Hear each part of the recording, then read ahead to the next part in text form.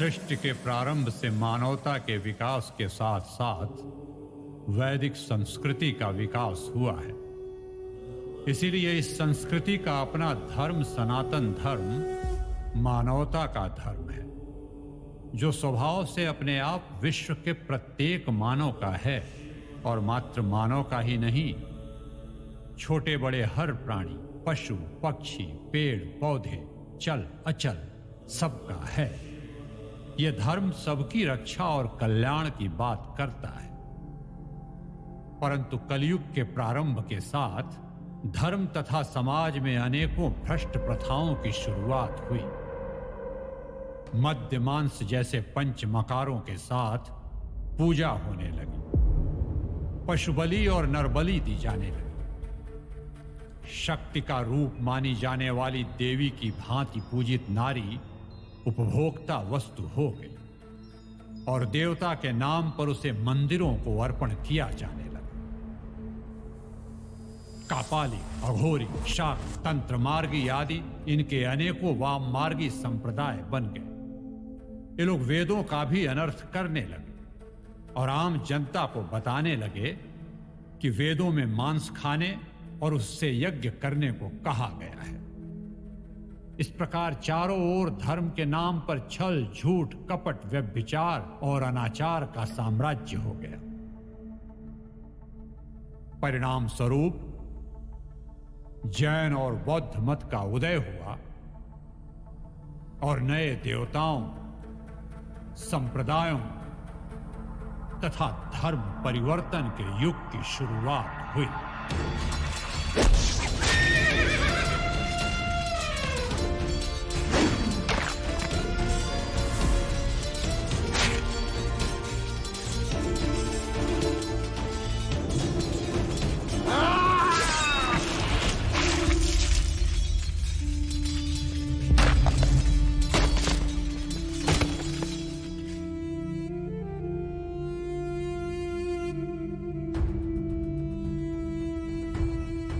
सम्राट अशोक इस देश का सबसे प्रतापी राजा था। उसके साम्राज्य में भारतवर्ष ईरान तक फैला हुआ था।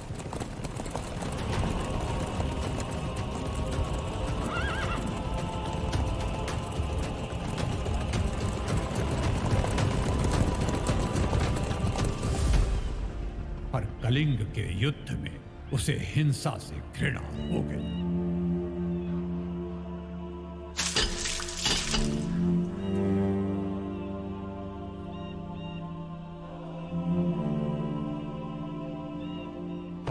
बौद्ध संप्रदाय का अनुयायी हो गए।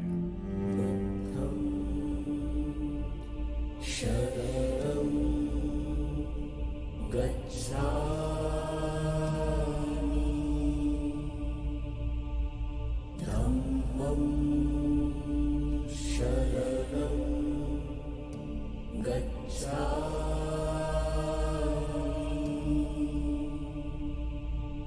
संघं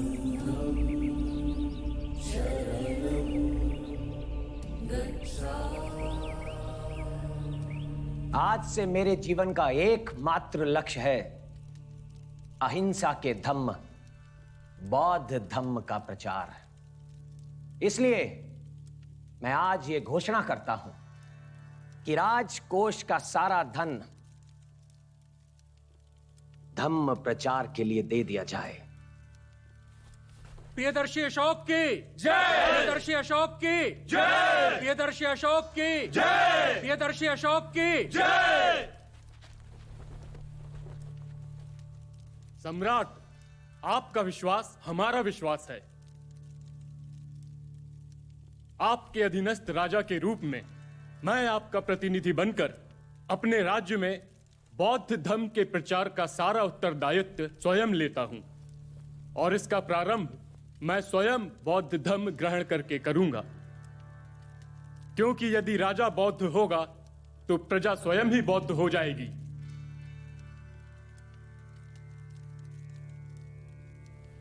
राजा प्रियव्रत की जय, राजा प्रियव्रत की जय, राजा प्रियव्रत की जय, राजा प्रियव्रत की जय, राजा प्रियव्रत की जय। बुद्धं शरणं गच्छामि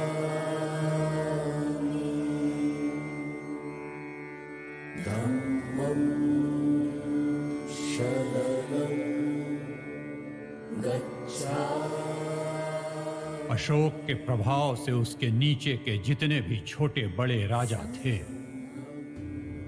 कुछ उसे प्रसन्न करने के लिए तो कुछ उसके डर से सभी बौद्ध बनने लगे। सारा राजतंत्र सब कुछ भूलकर बौद्ध धम्म के प्रचार में लग गया। तनिक कल्पना करो पुत्री संघमित्रा, पुत्र महेंद्र, कल्पना करो जब विश्व ये सुनेगा कि एक सम्राट पुत्र और उसकी अपनी पुत्री सारी सुख सुविधाओं को छोड़कर, सांसारिक सुखों को त्याग कर, भिक्षु बनकर धम्म का प्रचार कर रहे हैं, तो उसके मन पर क्या प्रभाव पड़ेगा? प्रत्येक व्यक्ति इस धम्म की ओर आकर्षित हो उठेगा। इसलिए तुम दोनों सिंगल द्वीप जाकर धम्म का प्रचार करो। पिताश्री, आपकी इच्छा या आदेश?